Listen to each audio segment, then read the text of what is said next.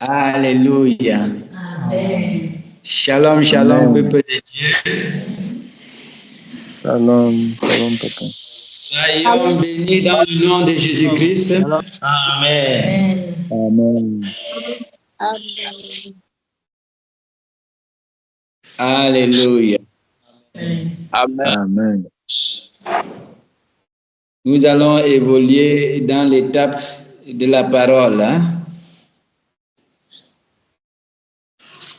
Et nous allons encore nous attarder sur l'exhortation de la servante de Dieu, la sœur Yolande, la fois dernière. Je trouve très important pour nous de saisir clairement ce qui avait été dit la fois dernière. La répétition est importante sur certains arguments. Et je trouve bon pour nous de nous attarder sur cette exhortation en rapport avec l'affranchissement. L'affranchissement. Nous avons plusieurs parmi nous qui, bien qu'ayant expérimenté la réconciliation avec Dieu depuis des années, par manque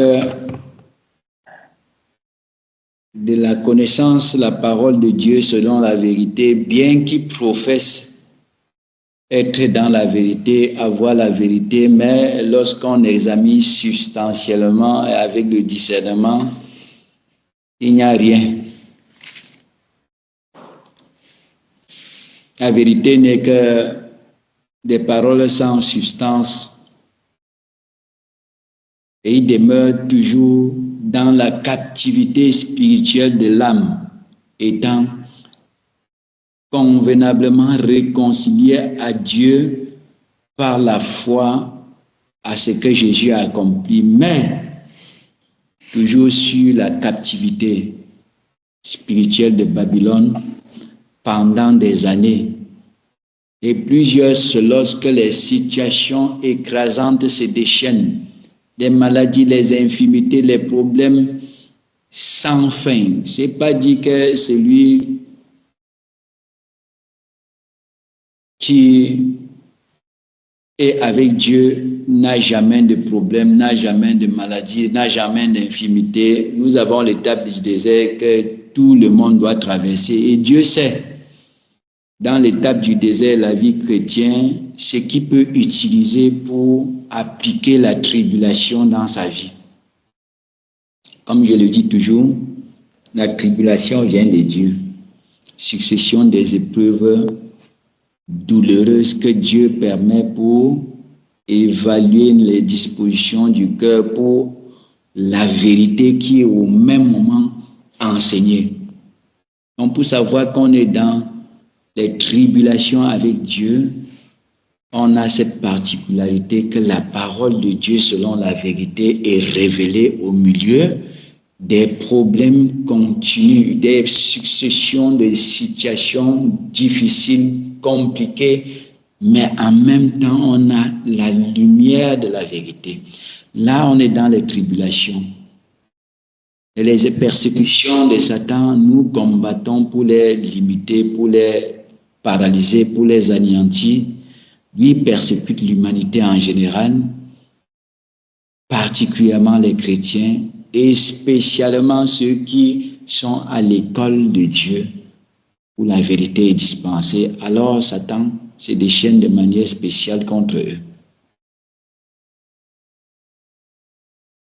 Mais comment être affranchi?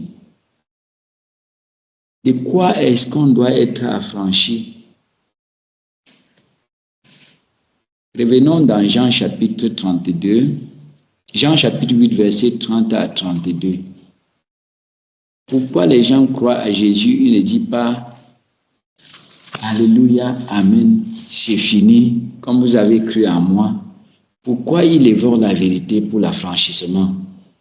C'est important pour nous de comprendre parce que plusieurs traînent les liens et les chaînes et les fardeaux et les poids de Babylone pendant des années, étant clairement réconcilié à Dieu, authentiquement réconcilié à Dieu, mais les liens, les fardeaux qui écrasaient et empêchaient le repos durent des années.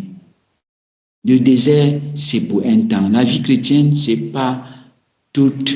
La vie chrétienne n'est pas le désert. Il y a un temps de désert.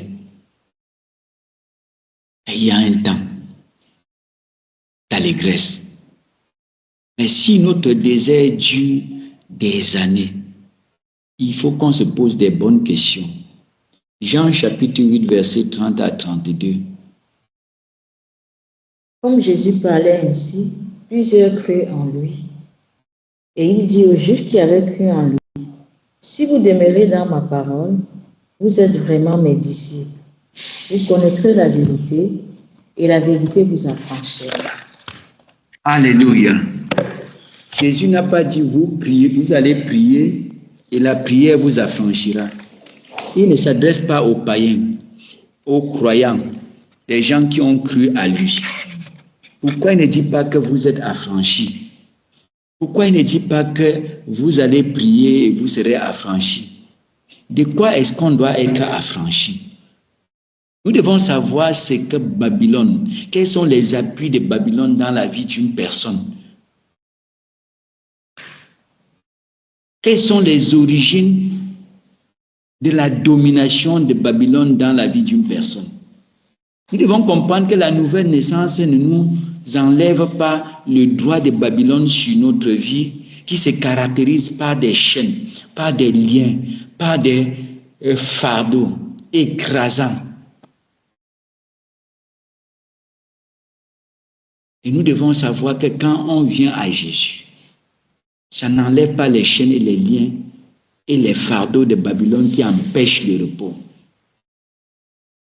Jésus, en d'autres termes, dit la même chose dans Jean chapitre 8, 30 à 32. Lisons dans Matthieu 11, verset 28.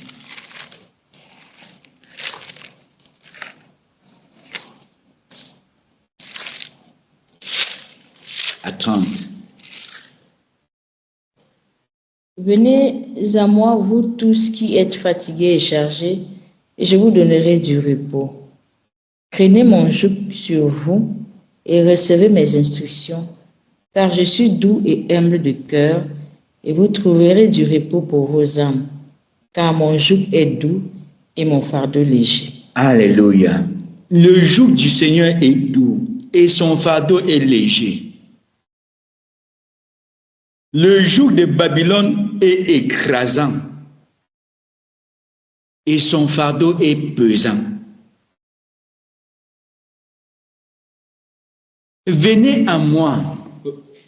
Nous sommes allés de l'état païen à l'état chrétien en venant à Jésus. Mais si tu t'arrêtes là-bas, le fardeau de Babylone va continuer à te suivre même en Jésus. Mais si tu viens à Jésus, tu évolues, vous tous qui êtes fatigués et chargés. De quoi? Des fardeaux de Babylone, des chaînes de Babylone, des liens de Babylone que nous allons lire parallèlement dans Jérémie 27. Lisons alternativement ces deux passages pour bien saisir de quoi on doit être affranchi et comment on doit être affranchi, pour savoir la place de la prière dans la liberté chrétienne. Tous pensent être libres par la prière ou par la nouvelle naissance et comprennent mal Romains chapitre 8 également. Il n'y a point de condamnation pour ceux qui sont en Jésus-Christ. S'ils s'arrêtent là-bas, tu seras séduit. En effet, s'il n'y a pas en effet, il y aura les condamnations sur ta vie.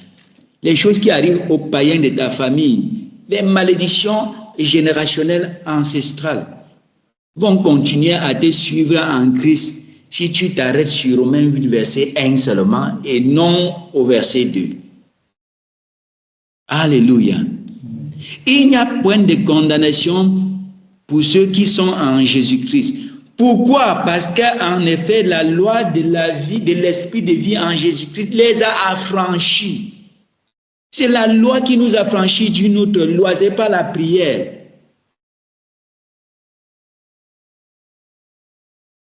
Disons alternativement plutôt ces trois passages. Romains 8, versets 1 à 2, Matthieu chapitre 11, versets 28 à 30 et Jérémie chapitre 27. Et comprenons ces choses, ça va nous aider. Et par nous, d'autres qui sont en Christ et qui traînent les fardeaux, écrasant les jougs de Babylone, seront déchargés par notre ministère, par notre intervention, par notre service. Romains 8, versets 1 à 2. Il n'y a donc point maintenant aucune condamnation pour ceux qui sont en Jésus-Christ. En effet, la loi de l'esprit de vie en Jésus-Christ m'a affranchi de la loi du péché et de la mort. Quelle est la loi de l'esprit de vie en Jésus-Christ? Comment tu vis en Jésus-Christ? Quelle est la loi qui gouverne ta vie déjà en Jésus-Christ? La loi de la vérité. Amen. Si tu n'as pas, il y aura les condamnations. Tu seras hypocrite. Tu vas dire qu'il n'y a point de condamnation pour ceux qui sont en Jésus-Christ. Tu vas te cacher, aller se résoudre les malédictions de ta famille qui continuent aussi à se manifester sur toi, chrétien. Et tu seras dans la confusion. Et tu vas professer l'hypocrisie en vivant une autre réalité. Voilà ce que j'ai observé dans la proximité avec plusieurs chrétiens et serviteurs de Dieu. On confesse quelque chose, on vit le contraire. Pourquoi? Posons-nous de bonnes questions. En effet, beaucoup taillent au verset 1 et ils attendent. Après, les problèmes viennent les rattraper. La même situation qui terrorise les païens de la famille, les païens du monde, vient les terroriser en Jésus-Christ. Et on est dans une fausse espérance que c'est pour un temps, c'est le désert, ça va passer. S'il n'y a pas la loi de la vie en Jésus-Christ, la loi de la vérité, les principes de la vie en Jésus-Christ, s'il n'y a pas ça, tu ne seras pas affranchi des condamnations dans le monde sous la tutelle de Babylone, depuis Jérémie 27. Le monde entier est sous la tutelle de Babylone en matière de gouvernance, en matière de politique, en matière de coutume, en matière de tradition. Le monde entier est sous la tutelle de Nebuchadnezzar, l'esprit de Babylone. Sur la tutelle de Babylone, caractérisée par les chaînes, les liens, les jougs qui empêchent le repos.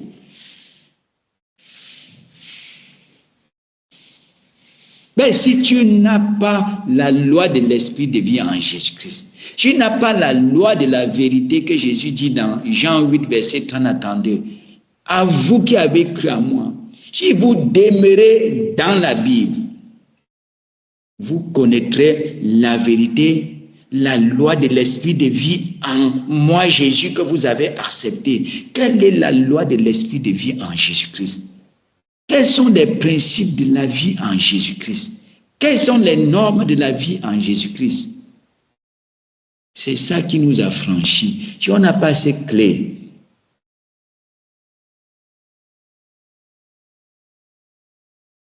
retournons dans Jérémie 27, la source des liens, des chaînes, des fardeaux écrasants.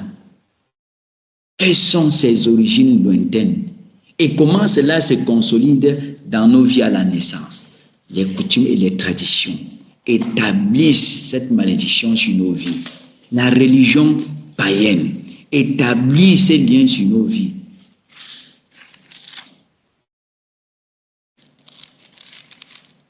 Les païens ont leur religion.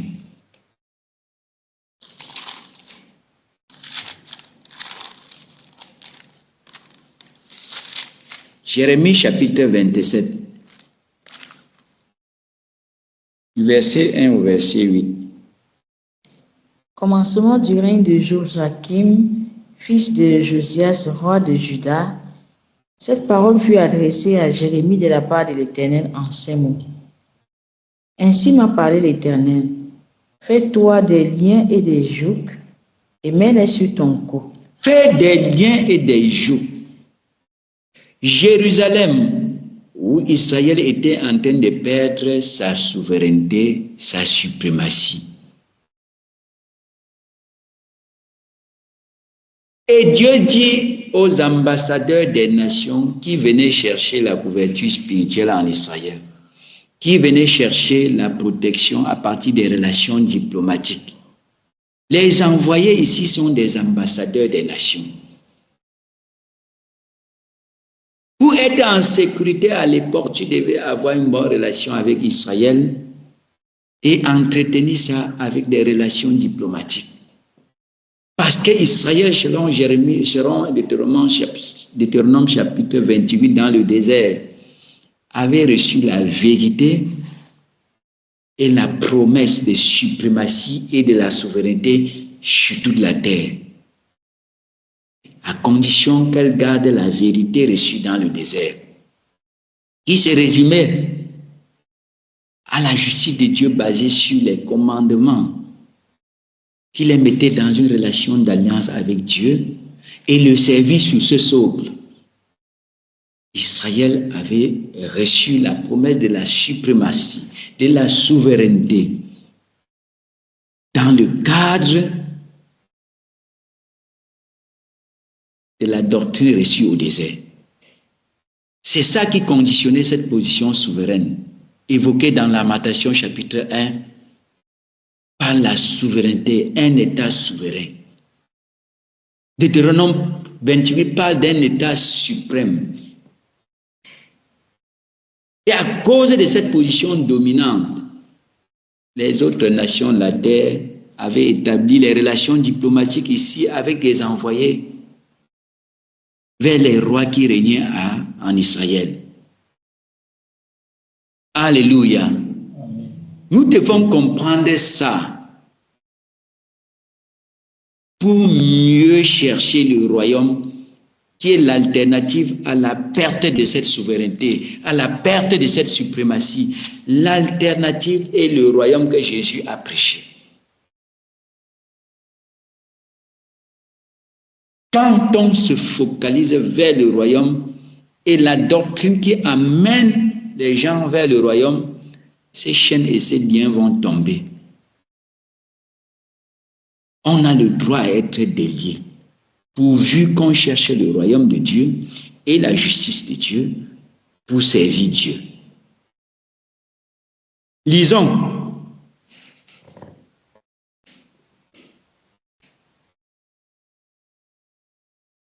Verset 3.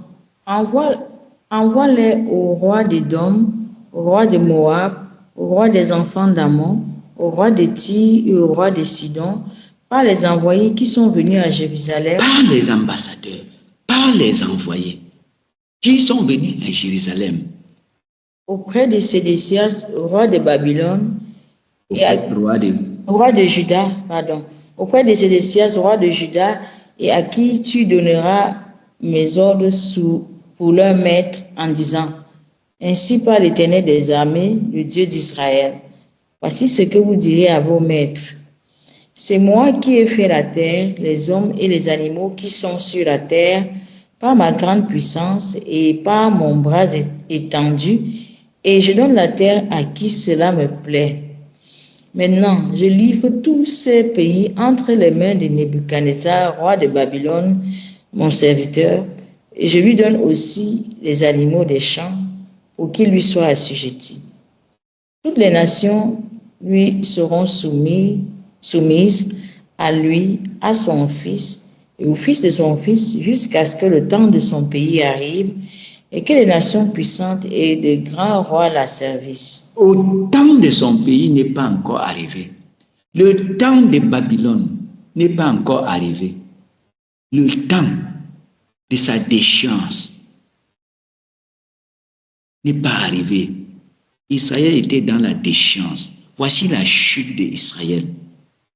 de la position souveraine et suprême, voici sa chute. Caractérisée par les chaînes et les liens indiqués sur toutes les nations. Dieu donne la suprématie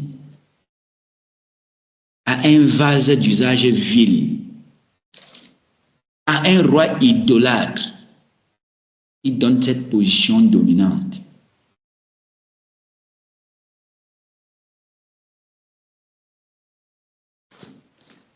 Les origines des liens, des jougs qui écrasent l'humanité, qui écrasent les nations, qui écrasent les peuples, qui empêchent le repos, et que Jésus invite, venez à moi, vous qui êtes fatigués et chargés par cette malédiction.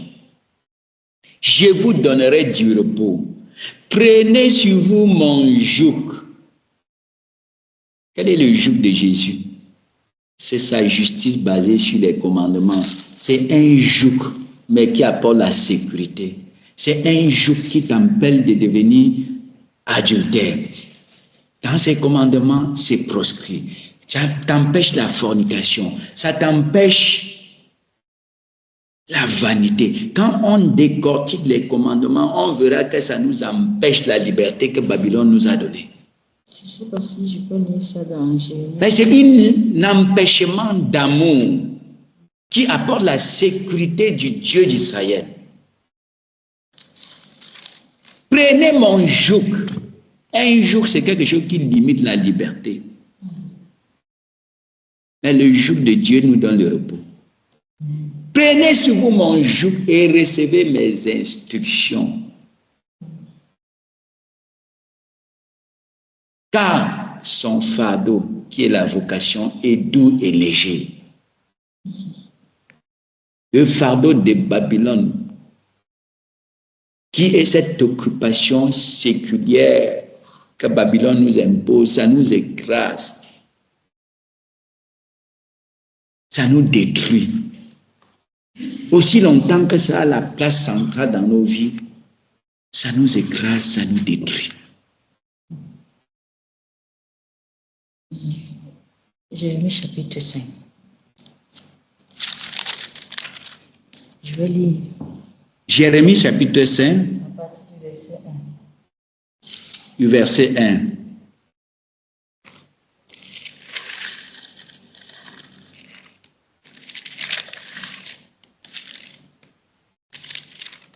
Parcourez les rues de Jérusalem, regardez, informez-vous, cherchez dans les places. Si s'y trouve un homme, s'il y en a un qui pratique la justice, qui s'attache à la vérité, et je pardonne à Jérusalem. Même quand ils disent l'Éternel est vivant, c'est faussement qu'ils jurent. Éternel, tes yeux n'aperçoivent-ils pas la vérité? Tu les frappes et ils ne sentent rien. Tu les consumes et ils ne veulent pas recevoir instruction. Ils prennent un visage plus dur que le roc. Ils refusent de se convertir. Je disais, ce ne sont que des petits. Ils agissent en insensés parce qu'ils ne connaissent pas la voie de l'Éternel, la loi de leur Dieu. J'irai vers les grands et je leur parlerai, car eux, ils connaissent la voie de l'Éternel, la loi de leur Dieu. Mais ils ont tous aussi brisé le joug, rompu les liens. C'est pourquoi le lion de la forêt les tue, le loup du désert les détruit, la panthère est aux aguets devant leur ville. Tous ceux qui en sortiront seront déchirés, car leurs transgressions sont nombreuses, les infidélités se sont multipliées. Pourquoi te pardonnerai-je? Tes enfants m'ont abandonné, ils jurent par des dieux qui n'existent pas. J'ai reçu leur serment, et ils se livrent à l'adultère, ils vont en foule dans la maison de la prostituée. Semblables à des chevaux bien nourris, qui courent ça et là, ils héritent chacun après la femme de son prochain. Ne châtierai-je pas ces choses-là, dit l'Éternel? Ne me vengerai-je pas d'une pareille nation? Verset 19. Si vous dites alors, pourquoi l'Éternel notre Dieu nous fait-il cela? Tu leur répondras, comme vous m'avez abandonné et que vous avez servi des dieux étrangers dans votre pays, Ainsi, vous servirez des étrangers dans un pays qui n'est pas le vôtre. Amen. Alléluia. Je le dis ici, ils ont brisé le joug. Le joug de l'Éternel. Le joug de l'Éternel. Ils ont rompu le lien. Et ils doivent prendre par conséquent les liens de Babylone. Le joug de Babylone qui est destructeur. Le désert, comme je disais tantôt, pour savoir que tu avais Dieu dans le désert et non un désert sans Dieu, la vérité doit être révélée au désert. Si tu es au désert, tu n'as pas la révélation de la vérité, tu vas mourir au désert avec une fausse espérance. Ce n'est pas la durée qui nous fait sortir du désert. C'est la connaissance que nous avons avec violence montré des dispositions de pratiquer si l'opportunité parfaite se présente. Deutéronome 8, Dieu dit qu'il a éprouvé son peuple, humilié dans le désert, fait souffrir pour voir quelles étaient les dispositions de leur cœur. Voilà les tribulations. Il envoie pour voir les dispositions du cœur vis-à-vis de la vérité qui révèle dans le désert. Si le cœur a des bonnes dispositions, Dieu va faire entrer dans un domaine où on a la possibilité de le servir selon la vérité, avec du repos, avec joie, avec abondance. Mais si dans le désert, on veut à tout prix sortir du désert sans donner l'attention, sans prêter les oreilles aux prédicateurs de la vérité, on est séduit, on va tourner en rond. Les clés, en d'autres termes, évoquées dans Matthieu chapitre 16. Jésus dit à Pierre, sur ces révélations que je suis fils de Dieu, je bâtirai mon église. Sur la révélation que Jésus est fils de Dieu, on devient l'enfant de Dieu. Mais avec quoi Dieu bâtit ses enfants? Avec les clés du royaume. Cette connaissance qui focalise ton attention vers le royaume qui est l'alternative à la perte de l'héritage de Jérémie 27. Aussi longtemps que nos doctrines, nos exhortations, nos recherches ne convergent pas la mentalité de quelqu'un au royaume à venir, il ne peut pas être affranchi.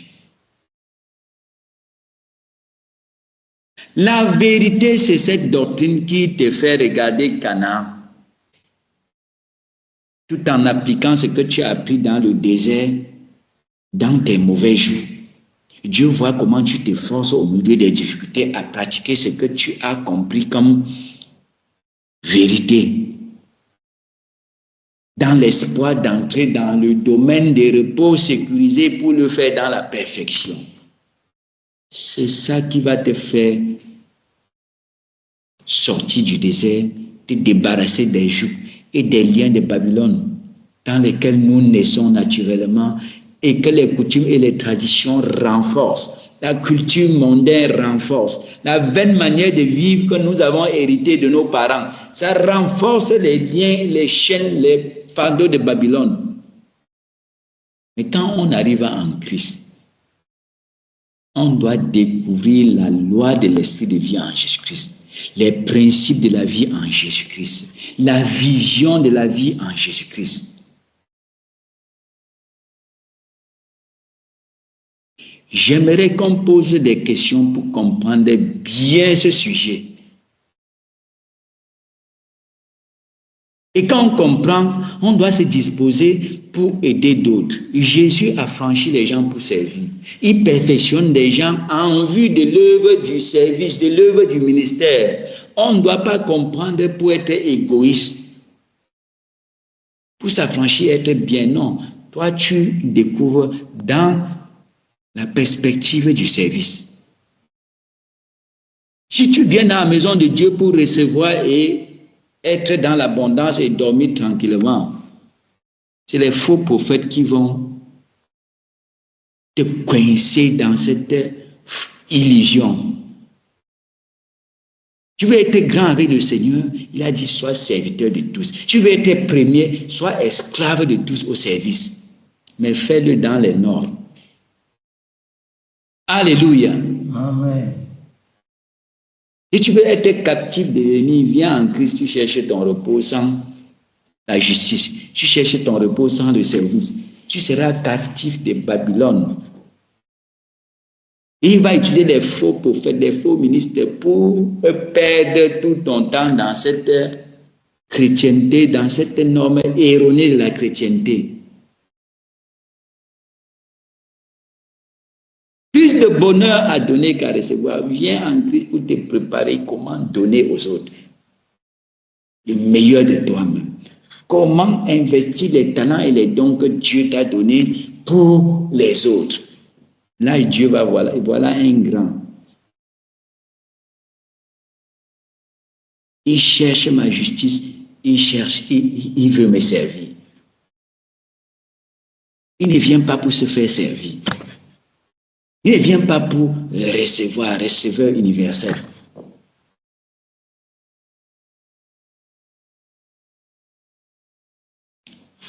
Alors, posons des questions.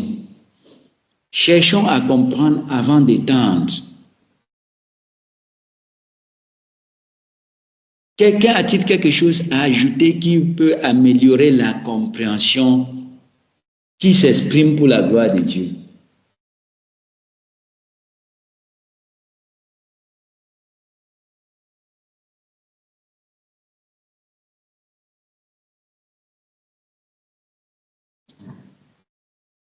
Il se peut qu'il y a des micros ouverts, mais qu'on n'entend rien. Amen. Bonjour, peuple de Dieu. Bonjour, frère Bruno. Bonjour. Oui, parlant du désert, apôtre, j'aimerais savoir à partir de quel moment est-ce qu'il ne peut pas arriver qu'on soit au désert sans s'en rendre compte? Alléluia. Est-ce qu'il y a possibilité de se savoir au désert? Alléluia. Amen. Nous allons partir de l'exemple d'Israël parce que leur vie est l'illustration du traitement que Dieu apporte dans le monde entier. Leur parcours est l'illustration du traitement que Dieu apporte dans le monde entier du moment où Jésus a étendu la nouvelle alliance à une portée universelle. La nouvelle alliance n'est pas nationale comme la première en relation seulement avec Israël juif. La nouvelle alliance a une portée universelle. Et pour bien comprendre comment fonctionne la nouvelle alliance qui est spirituelle, voyons comment fonctionnait l'ancienne alliance qui est une illustration physique, schématique de la marche avec Dieu. À quel moment est-ce qu'Israël s'est retrouvé dans le désert? Allons dans Exode chapitre 12.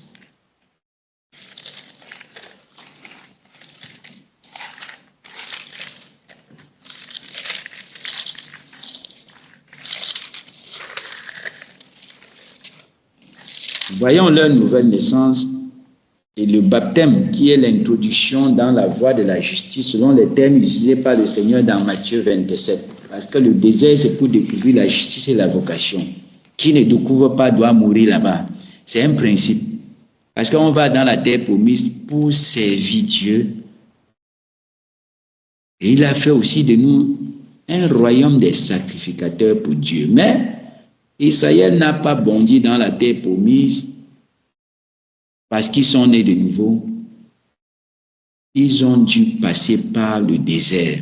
Et à le désert, certains n'étaient pas à l'école. Par manque d'attention aux ministres légitimes, beaucoup se sont exclus de l'école. Exode chapitre 12. Lisons à partir du verset 1 pour voir d'abord le salut et puis l'introduction dans le désert.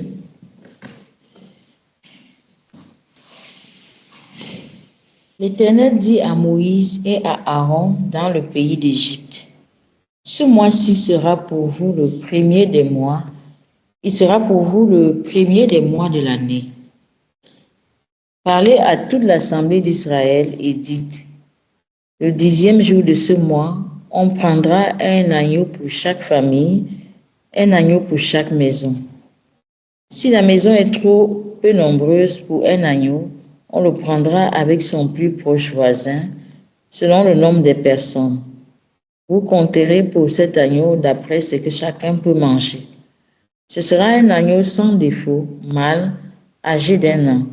Vous pourrez prendre un agneau ou un chevreau. Vous le garderez jusqu'au 14e jour de ce mois. Et toute l'assemblée d'Israël l'immolera entre les 2 soirs. On prendra de son sang et on le mettra sur les 2 poteaux et sur le linteau de la porte des maisons où on le mangera.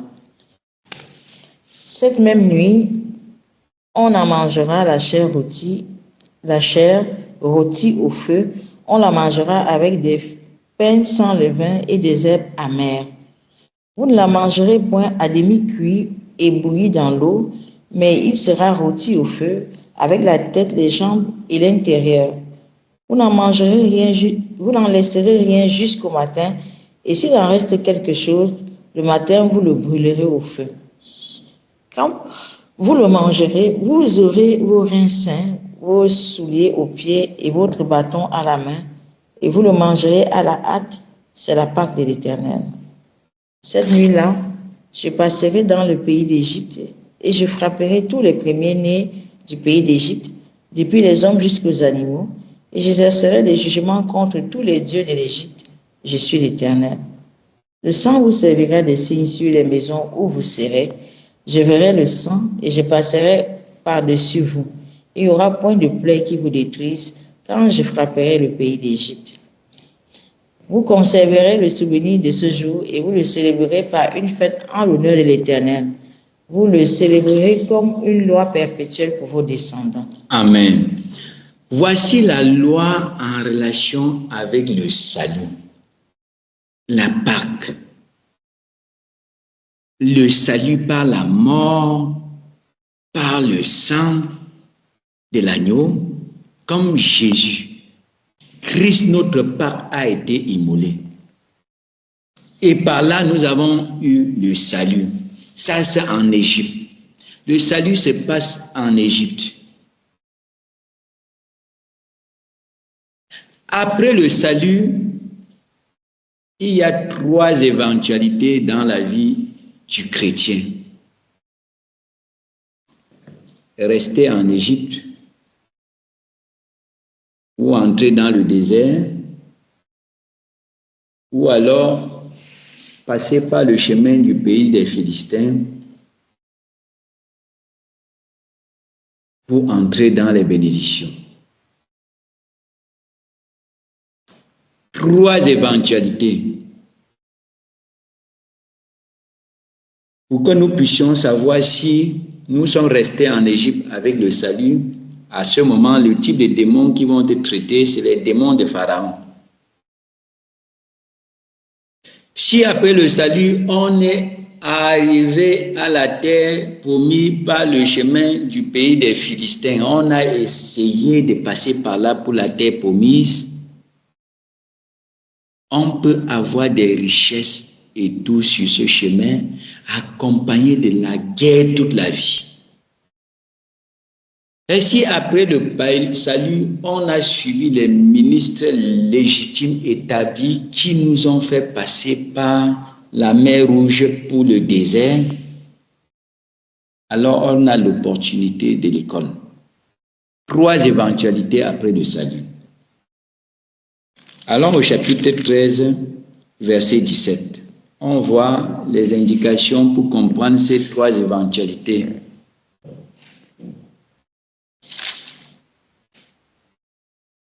Lorsque Pharaon laissa aller le peuple, Dieu ne le conduisit point par le chemin du pays des Philistins, quoique le plus proche, Par le chemin du pays des Philistins, c'est un chemin plus proche qui nous amène directement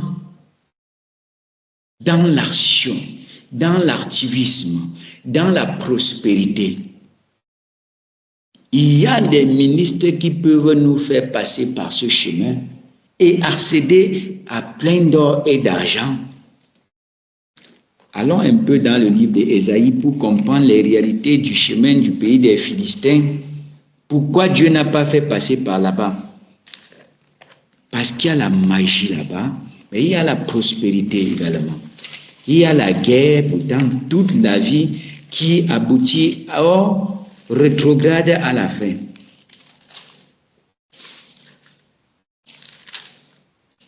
Ésaïe chapitre 2, verset 6. On a ceux qui restent en Égypte, mais il y en a qui veulent sortir. Première catégorie de personnes, on pouvait rester en Égypte, appliquer le sang dans le portail et dire à Mise que non, je ne peux pas abandonner mon immeuble. Je ne peux pas abandonner, je suis tellement nanti en Égypte que je ne peux pas bouger. Je veux servir Dieu ici. Et Pharaon lui disait, servez Dieu ici. Si on voit les réalités, combat de libération, Pharaon proposait il faut les laisser servir ici. Il y en a qui acceptent cette proposition. Premier groupe, c'est servir en Égypte. Nous sommes sur le groupe de ceux qui veulent sortir d'Égypte. Il y a deux alternatives pour ceux qui veulent sortir. Chemin du pays des Philistins. Voilà le second groupe. Il y a l'autre groupe qui cale en Égypte. Ils sont au service de Pharaon. Et la réalité, c'est qu'ils sont aussi écrasés parce que Pharaon ne donnait pas du lait. Car tu as abandonné ton peuple, la maison de Jacob, parce qu'ils sont pleins de l'Orient et adonnés à la magie comme les Philistins. Le chemin du pays des Philistins, on entre dans le ministère avec la magie. On entre dans le ministère avec la sorcellerie. On entre dans le ministère avec les manteaux des chéniards. Ordination avec les rituels magiques de sorcellerie, d'occultisme qu'on tire du catholicisme romain où la magie blanche est établie. Beaucoup d'églises pentecôtistes introduisent les gens dans le service par le chemin du pays des Philistins, avec la magie blanchie sous forme du christianisme. Et ça les introduit directement dans la gloire, dans la renommée. Mais la ruine est la finalité. Beaucoup rétrogradent également. Parce qu'ils ont des guerres toute la vie. Ils vont promettre la liberté aux gens, mais eux-mêmes sont esclaves de la corruption. Eux-mêmes sont ils n'ont pas de paix. Lisons. Parce qu'ils s'allient au fils des étrangers. Le pays est rempli d'argent et d'or. Rempli d'argent et d'or. Ce chemin-là, on établit la prospérité, le ministère. L'or et l'argent entrent. Mais pas le moyen du chemin pas le chemin du pays des Philistins. Lisons. Il y a des trésors sans fin. Des trésors sans fin. Tu vois les gens riches au nom de la chrétienté, au nom de... C'est pas dit que Dieu n'enrichit pas son peuple. Mais on peut le avoir par le chemin du pays des Philistins. Le pays est rempli de chevaux, et il y a des chars sans nombre. Le pays est rempli d'idoles.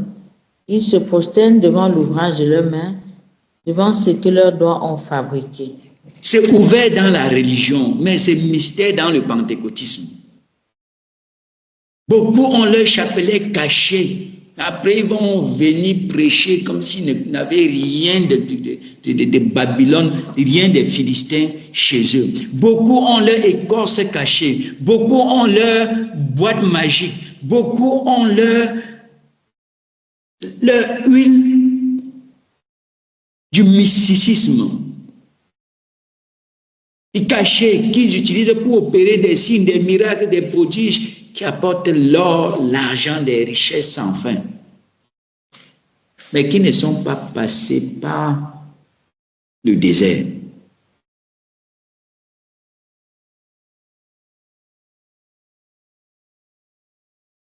On retourne dans Exode chapitre 13. Le chemin du pays des Philistins. La gloire par les moyens rituels, par le mysticisme. On ne connaît pas la justice de Dieu qu'on découvre au désert. On ne connaît pas la vocation spécifique qu'on découvre au désert. Mais on sait Dieu sur la base des dons et des talents dynamisés par le manteau des Chéniards.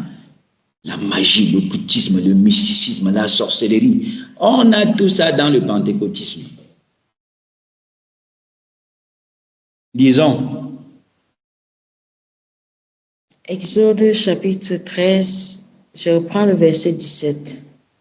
Lorsque Pharaon laissa aller le peuple, Dieu ne le conduisit point par le chemin du pays des Philistins, quoique le plus proche, car Dieu dit, le peuple pourrait se repentir en voyant la guerre et retourner en Égypte. Mais Dieu fit faire au peuple un détour dans... Le peuple pourrait se repentir en voyant la guerre.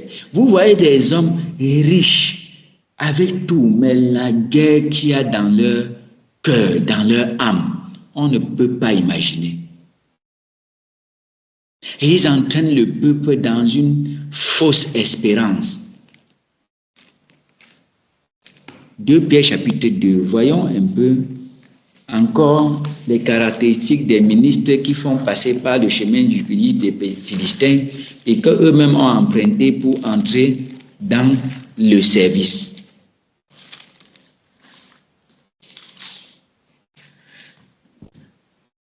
« 2 Pierre chapitre 2,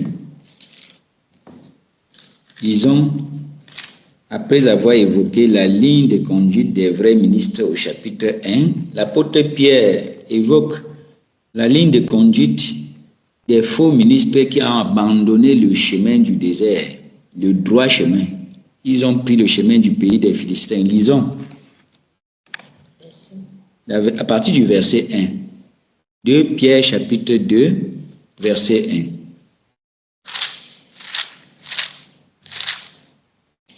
Il y a eu parmi le peuple de faux prophètes, et il y en aura de même parmi vous de faux docteurs qui introduiront des sectes pernicieuses et qui, régnant le maître qui les a rachetés, attireront sur eux une ruine soudaine. Plusieurs les suivront dans leur dissolution, et la voix de la vérité sera calomniée. La voix de la vérité. Ce ne sont pas des faux prophètes envoyés par le diable. Ce sont ceux de Dieu qui se sont détournés après le salut. Ils ont pris le chemin du pays des Philistins. Il y a les faux docteurs, les faux enseignants, les faux ministres.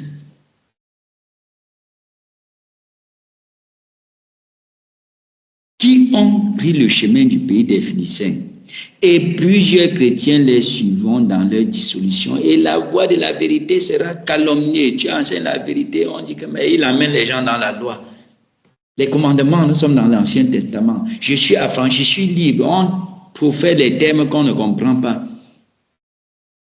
Et toi, tu enseignes la vérité qui pousse les gens à se dépouiller du vieil homme, à revêtir l'homme nouveau, créer dans une justice et une sainteté qui provient de la vérité, comme dit Éphésiens. On va te calomnier à cause des faux prophètes, à cause des faux docteurs. Verset 3. Par cupidité, ils trafiqueront de vous au moyen de paroles trompeuses, eux que menace depuis longtemps la condamnation et dont la ruine ne sommeille point. Car si Dieu n'a pas épargné les anges qui ont péché, mais s'il les a précipités dans les abîmes des ténèbres et les réserve pour le jugement, et s'il n'a pas épargné l'ancien monde, mais s'il a sauvé Noé, lui, 8e, ce prédicateur de la justice, lorsqu'il fit venir le délit. Prédicateur de la justice. C'est au désert qu'Israël a découvert la justice basée sur les commandements. Et Dieu a dit, vous aurez la justice en partage si vous mettez en pratique mes commandements. Le chemin du pays des Philistins, il n'y a pas d'école. Tu sors d'Égypte là, il y a un raccourci, Zan, avec la magie. Tu as les trésors, les biens, tu es au service de Dieu. À partir de ces faux ministres, on entre dans le ministère également. À partir de ces faux docteurs, on entre dans le ministère et la prospérité commence. Mais les ignorants seront derrière dans une fausse espérance. Or, quand nous prêchons la justice, les gens disaient que mais il se prive de la liberté chaque jour. Il veut pratiquer les commandements, il construit l'arche, justice et vocation. Il construit l'arche comme service. Il prêche la justice pour la conduite conforme à la volonté de Dieu. Les gens se moquaient de lui. Je vois quoi, Dieu va détruire toute la terre et laisser ta famille, toi seul, parce que tu prêches la justice. Et tu es en train de construire un bateau, on ne sait pas où est la mer. On le calomniait. Disant que donc il veut dire que c'est lui seul, Dieu est avec lui seul. À la fin, c'est 8 personnes dans le monde entier sauvées. C'est pareil. Aujourd'hui, quand tu vas enseigner la vérité, on va calomnier. Il veut dire que si ce n'est pas lui, tous les prédicateurs dans le monde entier, ces grands pasteurs, ils ne sont pas avec Dieu. Pourquoi? Parce qu'on voit la splendeur, la prospérité, l'or et l'argent partout dans leur ministère.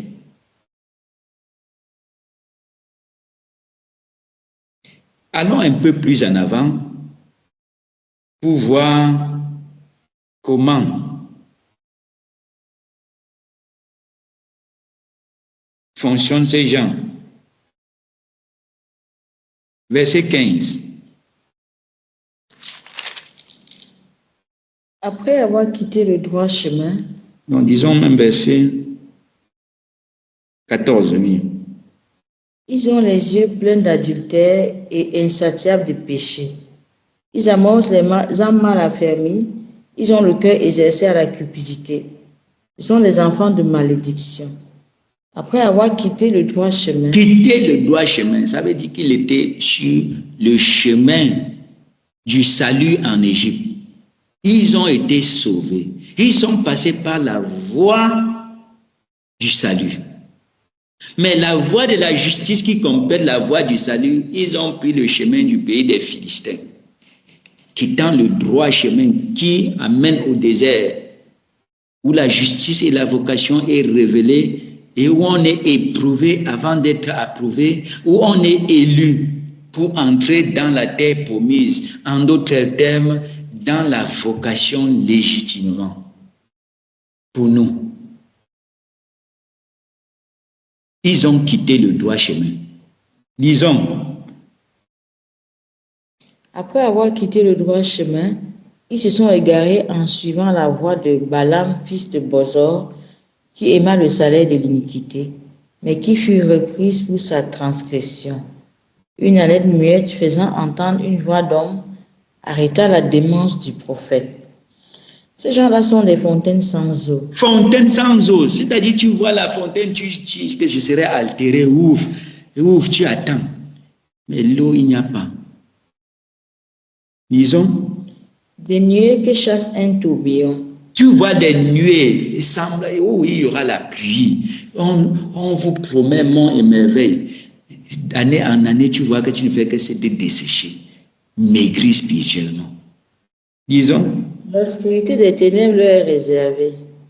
Avec des discours enflés de vanité, ils amorcent par la convoitise de la chair, par les dissolutions, ceux qui viennent à peine d'échapper aux hommes qui vivent dans l'égarement. Ils leur promettent la liberté quand ils sont eux-mêmes esclaves de la corruption. Tu es là libre. Chaque année, on te délivre. Chaque année, on te délivre. Tu es toujours prisonnier de l'ennemi. On te promet liberté alors que c'est l'affranchissement qu'on a besoin. On te brandit la liberté alors qu'il faut la vérité dans le désert pour être affranchi. Continuons pour voir comment sont ces faux ministres. car chacun est esclave de ce qui a triomphé de lui. En effet, si après s'être retiré des souillures du monde par la connaissance du Seigneur et Sauveur Jésus-Christ, ils s'y engagent de nouveau et sont vaincus, leur dernière condition est pire que la première. Car mieux valait pour eux n'avoir pas connu la voie de la justice que de se détourner après l'avoir connue du saint commandement qui leur avait été donné. La voie du salut doit nous diriger vers la voie de la justice. Mais si on se détourne, non, je vais prendre le chemin du pays des Philistins, au lieu de prendre le chemin de la mer. Le baptême, c'est l'introduction dans la voie de la justice selon Matthieu 21. Jésus dit, Jean-Baptiste est venu dans la voie de la justice, mais vous n'avez pas cru en lui. Moïse devait diriger le peuple vers la voie de la justice, qui commence par le baptême et complété par les commandements. Là, ils se détournent. Ils prennent le chemin du pays des Philistins. Donc, on revient dans Exode pour comprendre qu'il y a ceux qui restent dans l'Égypte après le salut. Il y en a la seconde catégorie qui prennent le chemin du pays des Philistins à partir des faux prophètes, des faux docteurs, des faux ministres, pas faux parce qu'ils viennent du diable. Ils sont appelés de Dieu, mais ils se sont détournés. Ils n'ont pas suivi eux-mêmes la qualification. Ils ne sont pas établis par Dieu, mais ils sont appelés par Dieu. Ils ne sont pas élus à la suite de l'appel, mais ils sont néanmoins au service. Lisons.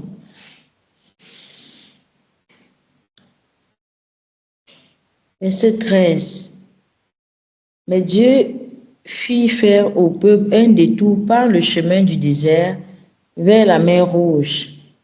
Les enfants d'Israël montèrent en armes hors du pays d'Égypte. Voilà le chemin du désert vers la mer Rouge. À quoi symboliser cette mer Rouge? Le baptême. Par Moïse, l'élu de Dieu. Dieu a fait passer Israël par un autre chemin qui plus tard, 1 Corinthiens chapitre 10, est défini comme le baptême, le chemin de la mer Rouge. 1 Corinthiens chapitre 10,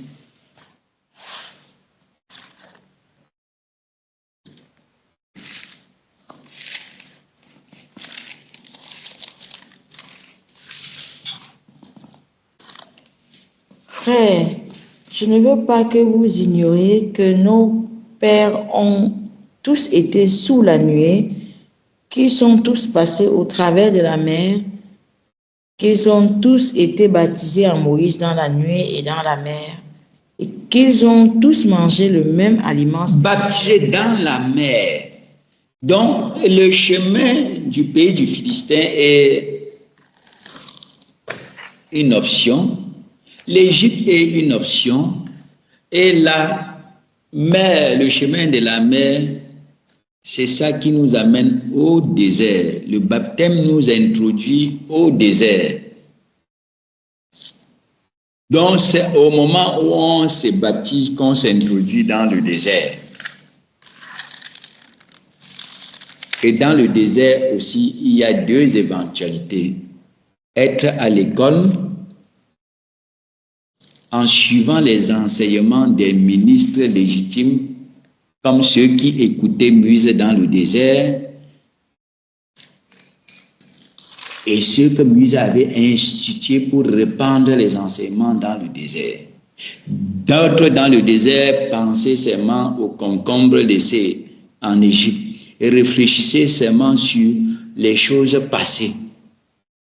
Ils ne donnaient pas l'attention. Ils voulaient manger, ils voulaient boire. Et Dieu a dit dans Exode 15, si vous prêtez les oreilles à ce moment où vous entrez à l'école, Si vous écoutez attentivement, vous êtes dans l'école au désert. Mais plusieurs ne sont pas à l'école dans le désert, bien qu'ici, qui soient introduits dans le désert. Allons dans Exode 15, après on va lire aussi Luc chapitre 8, verset 18, pareil Matthieu 13, verset 19. Voir comment on s'inscrit à l'école dans le désert et comment on peut être au désert sans l'école. Ce n'est pas tous ceux qui sont au désert qui sont à l'école. Parce qu'au désert, on peut continuer aussi à ne pas donner l'attention aux enseignements. Exode 15, verset 22 au verset 27. Moïse fit partir Israël de la mer Rouge et prit la direction du désert de Shur. Et après 3 journées de marche dans le désert, ils ne trouvèrent point d'eau. Ils arrivèrent à Mara, mais ils ne purent pas boire l'eau de Mara parce qu'elle était amère. C'est pourquoi ce lieu fut appelé Mara. Le peuple murmura contre Moïse en disant: Que boirons-nous? Moïse cria à l'Éternel, et l'Éternel lui indiqua un bois qu'il jeta dans l'eau, et l'eau devint douce. Ce fut là que l'Éternel donna au peuple les lois et des ordonnances, et ce fut là qu'il le mit à l'épreuve. Il dit: Si tu écoutes attentivement la voix de l'Éternel ton Dieu, si tu fais ce qui est droit à ses oreilles, si tu prêtes l'oreille si tu fais ce qui est droit à ses yeux, si tu prêtes l'oreille à ses commandements, et si tu observes toutes ses lois, je ne te frapperai d'aucune des maladies dont j'ai frappé les Égyptiens, car je suis l'Éternel qui te guérit. Alléluia. Verset 26, voilà l'inscription à l'école dans le désert. Si tu écoutes attentivement la voix de l'Éternel, ton Dieu, si tu fais ce qui est droit à ses yeux, si tu prêtes l'oreille à ses commandements, si tu.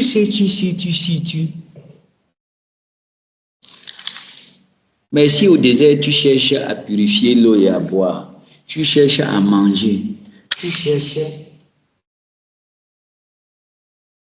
Là, tu n'es pas à l'école, bien que tu sois au désert. Tu vas passer ta vie à purifier les eaux amères et boire. À purifier les eaux amères et boire.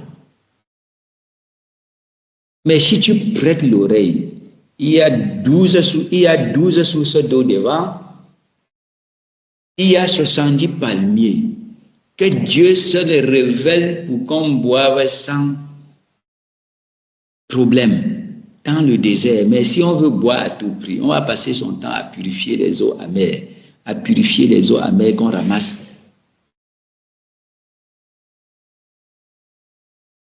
soi-même, là où on veut. Mais si on donne l'attention adéquate à la parole de Dieu, on va finir vers les sources d'eau pures.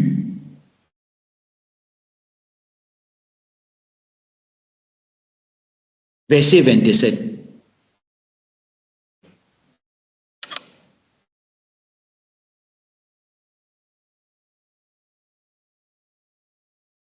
Du chapitre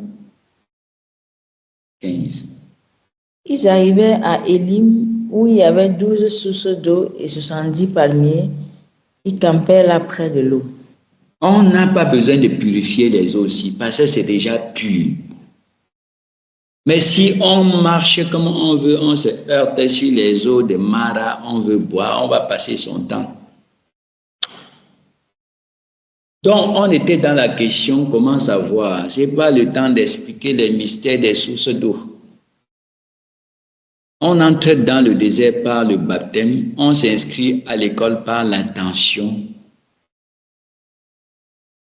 adéquate, par la manière d'écouter la parole.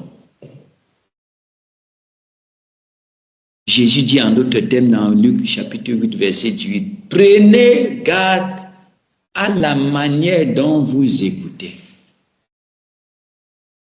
Donc celui qui, après le baptême, lit soigneusement sa Bible, Dieu va finir par lui guider vers les sources d'eau qui sont les ministres légitimes pour qu'il y enseigne la justice et il découvre également sa vocation. Voilà le chemin de l'école qui nous fait sortir au désert pour servir Dieu dans la noblesse, dans la terre promise. Mais celui qui ne donne pas l'attention à la Bible qui est entre ses mains,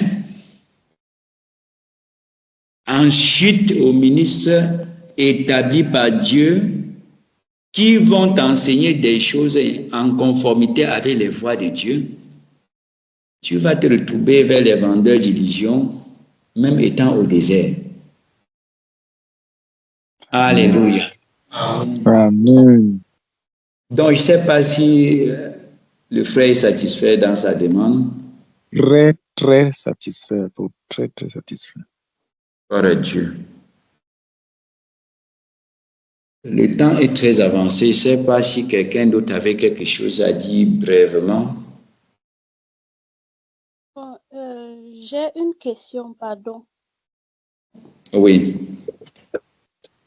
Ça concerne, j'aimerais bien comprendre les deux notions, si tribulation et persécution, et également comment savoir qu'il s'agit des tribulations ou des persécutions, ou ce qu'on vient de Dieu, ou ça vient du diable.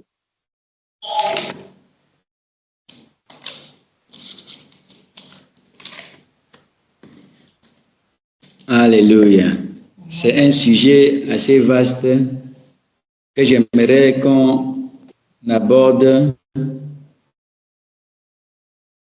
dans les prochains enseignements pour ne pas étouffer le sujet principal d'aujourd'hui.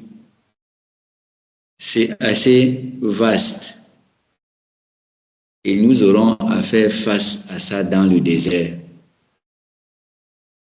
Et il serait préférable qu'on étudie ça de façon plus approfondie à la prochaine réunion. Amen. On peut sommairement donner la définition de la tribulation comme étant une succession d'épreuves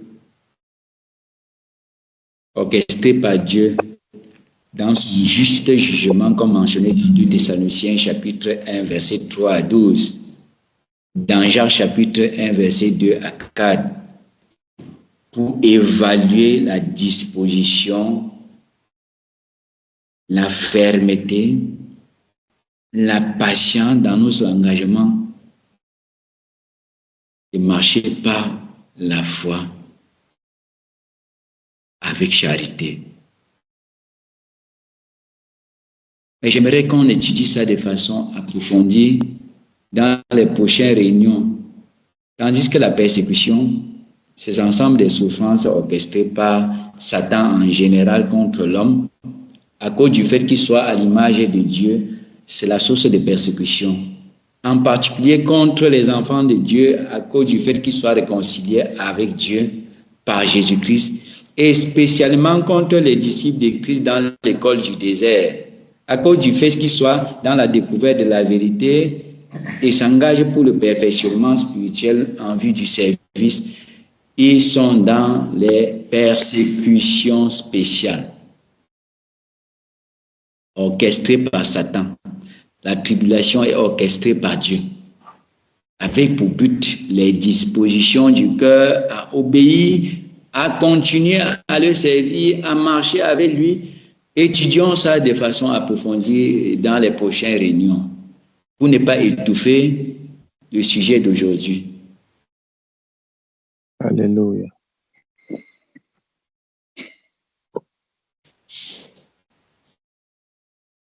Alléluia. Amen. Amen. Quelqu'un a quelque chose à dire brièvement? Alléluia. Bonjour, peuple de Dieu. Je voulais ajouter un petit truc, ma petite contribution, si je peux dire ainsi, sur la base de l'enseignement que l'apôtre nous a donné tout à l'heure, montrer l'importance qu'il y a à être affranchi des jours de Babylone. Ce n'est pas par la révolte qu'on s'affranchit.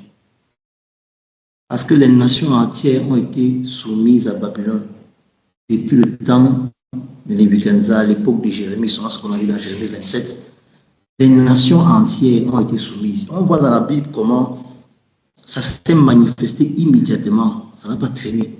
Avec l'histoire du roi Joachim, comme la Bible nous le dit dans 2 Chroniques 36.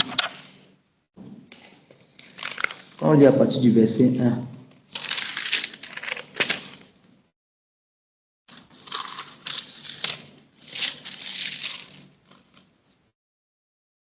Le peuple du pays prit Joachaz, fils de Josias, et l'établit roi à la place de son père à Jérusalem.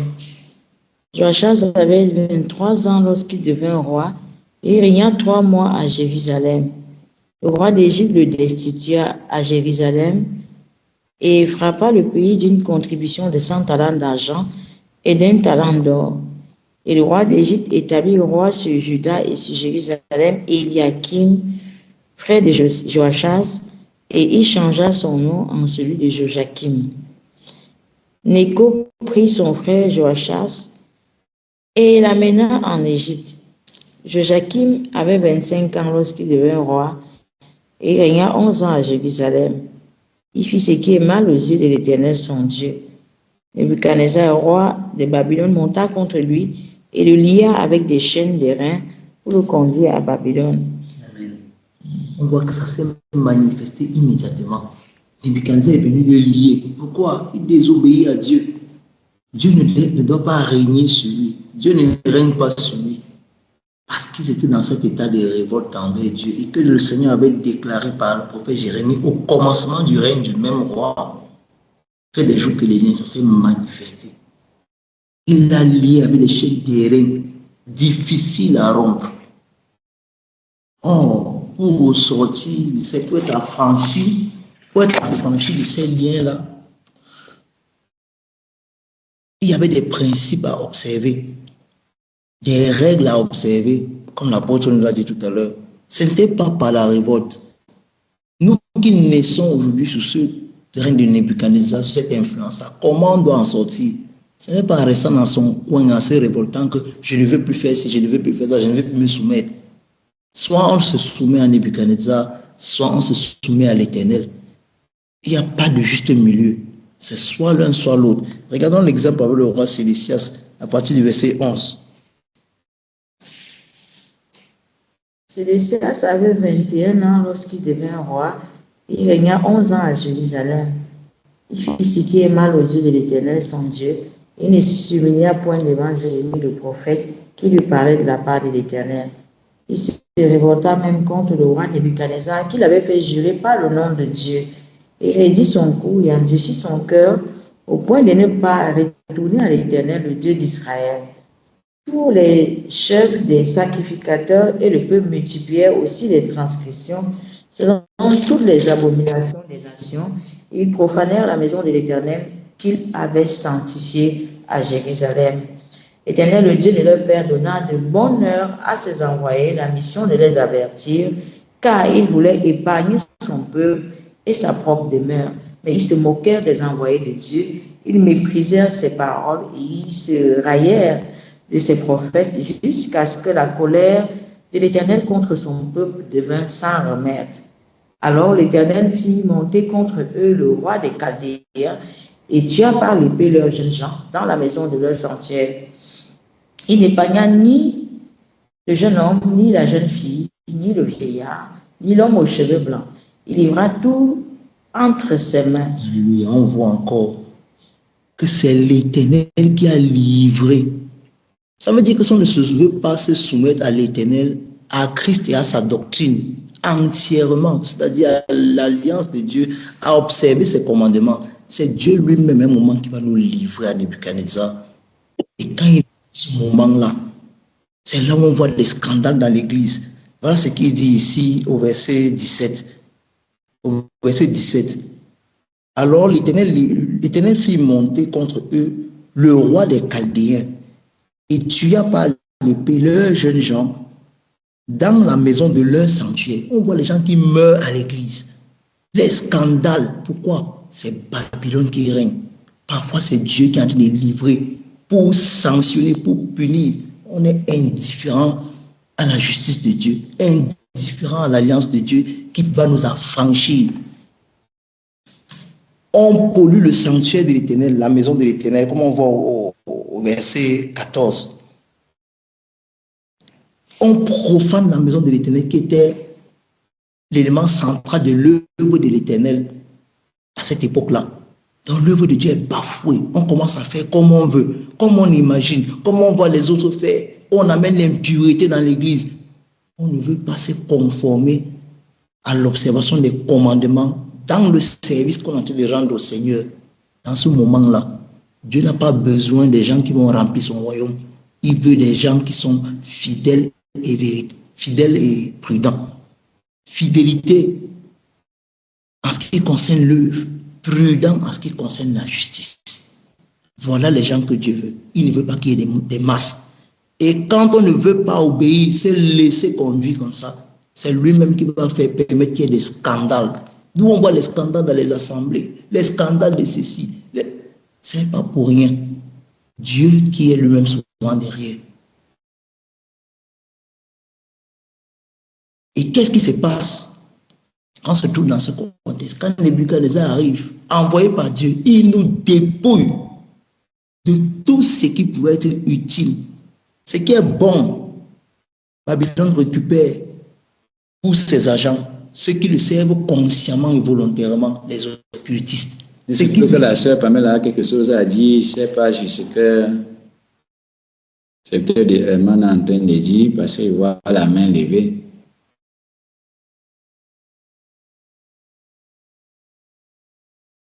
La sœur Pamela a quelque chose à dire.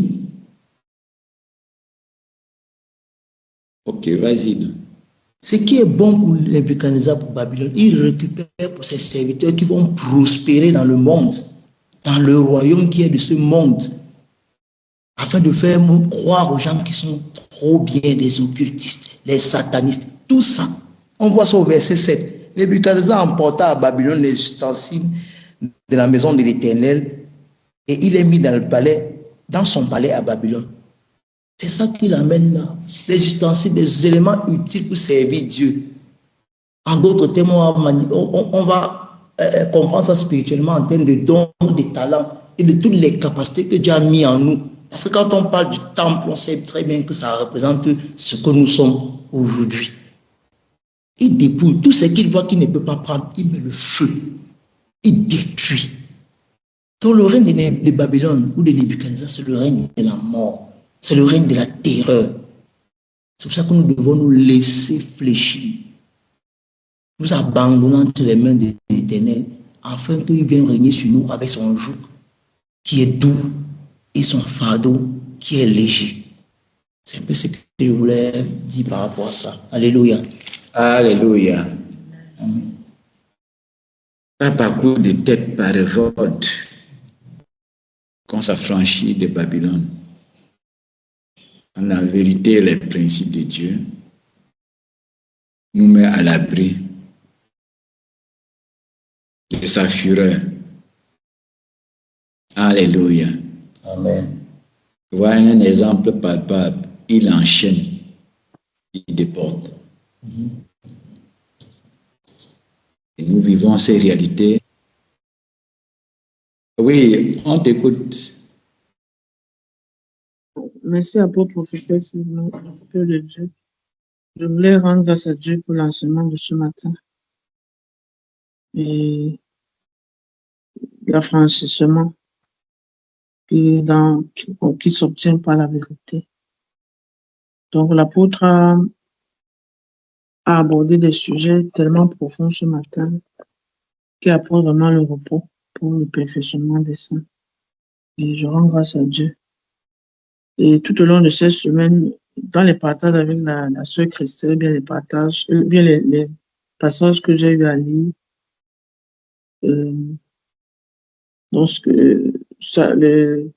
concernant la séduction, donc, dont l'apôtre parlait, 2 Thessaloniciens 2, versets 7 à 12.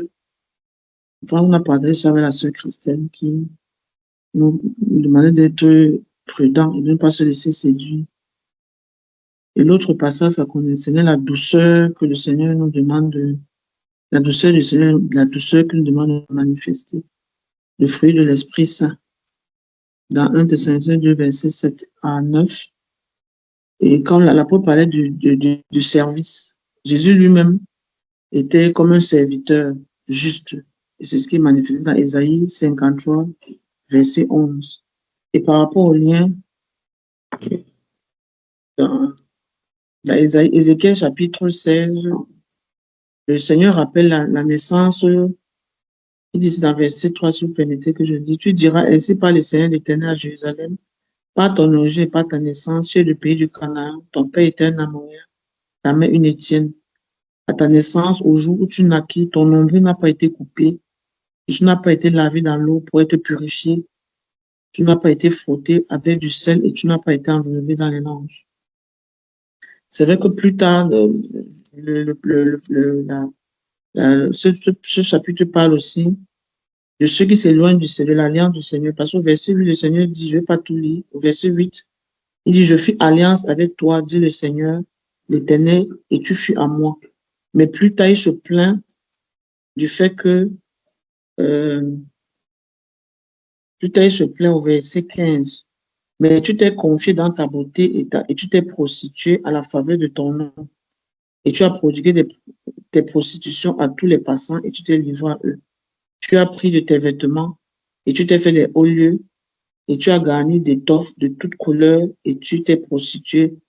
Rien de semblant n'était arrivé et n'arrive jamais.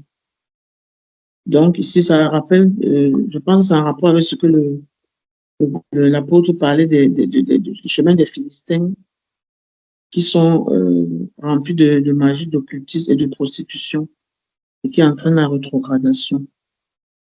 Donc c'était juste pour manifester le fait que j'ai compris. Il y en a ça, vous savez ce que les messages que j'ai eu les versets bibliques que j'ai eu à lire dans la semaine. Et je vais encore relire. S'il y a des questions, je vais les poser dans la semaine. Merci beaucoup. Alléluia. Amen. Gloire à Dieu pour la compréhension, la sœur. Que le Seigneur nous éclaire sur ces choses pour vivre une vie chrétienne normale. Amen. Pour voir ce repos promis par le Seigneur être une réalité dans notre vie, prenons son joug, recevons ses instructions et nous aurons du repos pour nos âmes. Nous savons que son message principal sur la terre était la bonne nouvelle. Pourquoi il utilise le terme bonne nouvelle pour qualifier le message du royaume? Parce que la mauvaise nouvelle pour Isaïe, c'était la perte de la gouvernance de Dieu sur leur vie. L'administration divine, Dieu a donné à Babylone pour gouverner, pour administrer, pour diriger. Et Babylone établissait maintenant les gouverneurs. Quand ils sont retournés même de la captivité, on ne parlait plus de roi, on ne parlait plus des juges, mais du gouverneur. Établi par Babylone. Et le monde fonctionne jusqu'à ce jour. Nous sommes encore dans le temps des nations. Sur le système de Babylone. Et que Dieu nous éclaire pour comprendre de façon simple et appliquer à notre quotidien cette lumière. Et nous verrons certains problèmes disparaître seuls. Certaines souffrances s'arrêter seules. Parce que le repos du Seigneur s'installe là où on prend son jour, on reçoit ses instructions. Sa parole est prouvée et digne de confiance. Alléluia. Amen. pour devenir encore ajouter quelque chose par rapport à ça. Oui. Comme tu disais à l'instant, pour être libéré, pour être affranchi de ce joug de Babylone, on regarde dans Esdras chapitre 1. La première année de Cyrus, roi de Perse, afin que s'accomplisse la parole de l'Éternel pensée par la bouche de Jérémie, l'Éternel réveilla l'esprit de Cyrus, roi de Perse, qui fit de vive voix et par écrit cette publication dans tout son royaume. Il est déjà roi de Babylone. Ainsi parle Cyrus, roi de Perse. L'Éternel, le Dieu des cieux, m'a donné tous les royaumes de la terre. Comme on voit d'ailleurs dans Jérémie 27, qui a été donné tous les royaumes de la terre. Il m'a commandé de lui bâtir une maison à Jérusalem, en Juda. Qui d'entre vous est de son peuple? Que Dieu soit avec lui et qu'il monte à Jérusalem, en Juda, et bâtisse la maison de l'Éternel, le Dieu d'Israël. C'est le Dieu qui est à Jérusalem. Voilà l'appel qui est fait. Qui est du peuple de Dieu? Nous sommes. Lui-même n'était pas du peuple. Lui-même n'est pas, non. Il est seulement serviteur de Dieu, mais il n'est pas son peuple. Par des usages vils. C'est très important parce que tous ceux qui se réclament du nom de Dieu, parfois on croit que parce qu'ils font des choses pour Dieu, ils font partie du peuple de Dieu. Nous devons avoir le discernement des types de vases que nous avons répandus dans le monde. Vases d'or, d'argent, de terre et de bois. Ok. J'étais au verset 3. Qui est de son peuple? Voilà l'appel qui est fait. Qu'il retourne. Lorsqu'on veut retourner, c'est où? Jérusalem. C'est à l'échelle nationale. Et à l'échelle universelle de toute la terre, c'est le royaume de Dieu qu'on doit cibler. Dans ce cas, ils retournent où? Au lieu principal de l'œuvre de l'Éternel pour leur vie. Qu'ils retournent à Jérusalem. Pas pour se croiser les bras.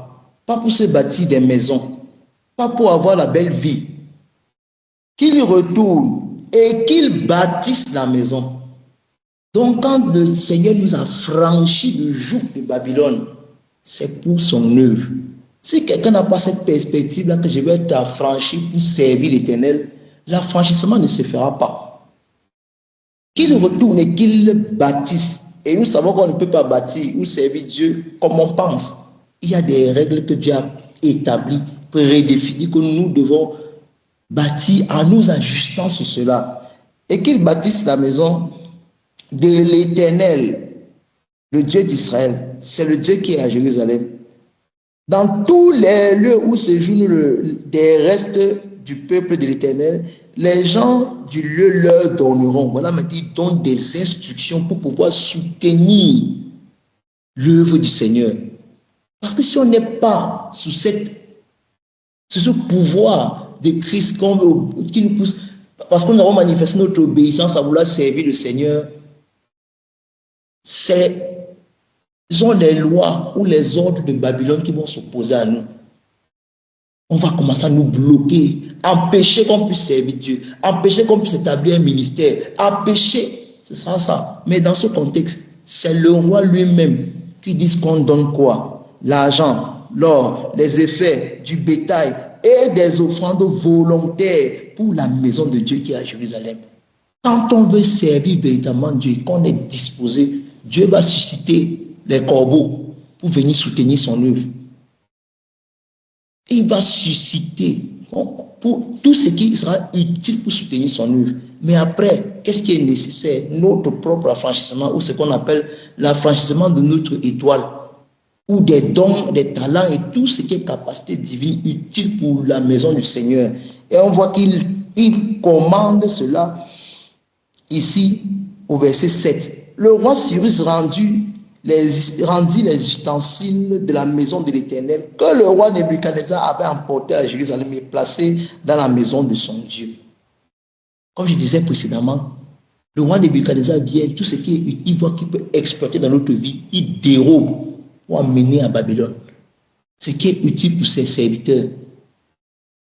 Or, quand on obéit à Dieu, on obéit à l'appel que le Seigneur fait dans nos vies. Le Seigneur va leur mettre la pression, ils vont nous restituer toutes ces choses qui sont utiles pour servir Dieu.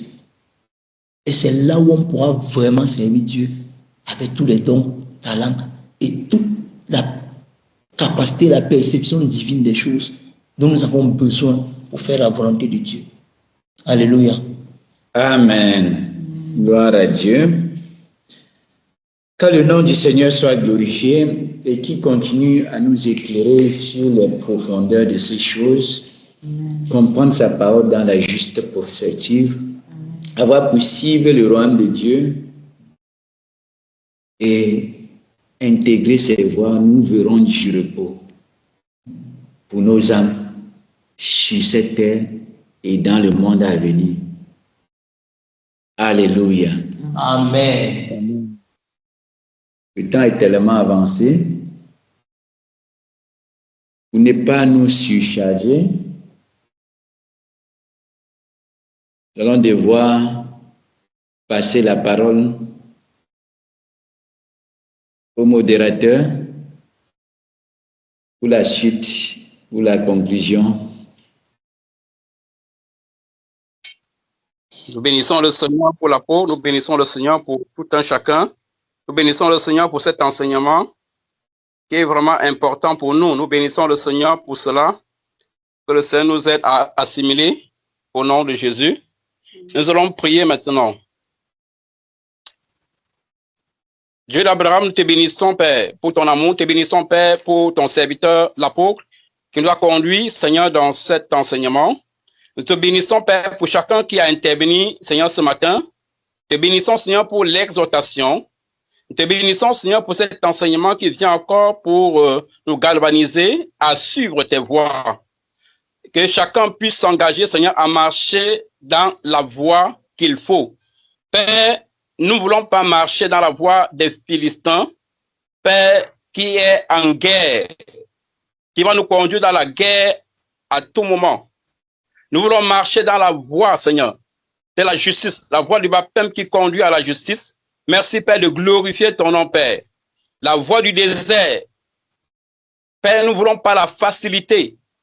Nous implorons ta grâce, Seigneur, que chacun, Seigneur, de nous puisse marcher dans cette voie de la justice, dans cette voie, Seigneur, du baptême qui nous conduit dans le désert et que nous puissions passer nos déserts, Père, dans la réussite, dans la justice basée sur tes commandements au nom puissant de Jésus.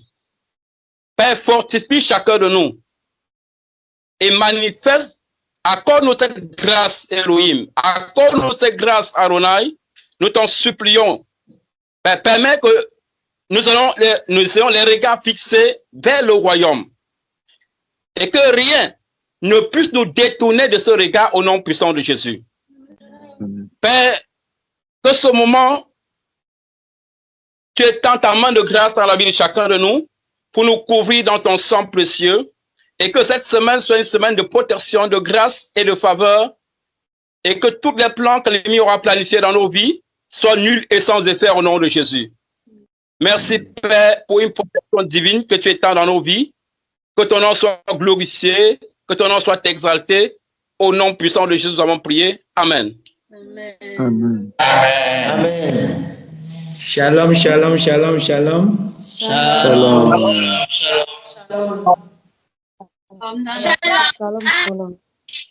Shalom, shalom dans la paix. Shalom, shalom dans la paix.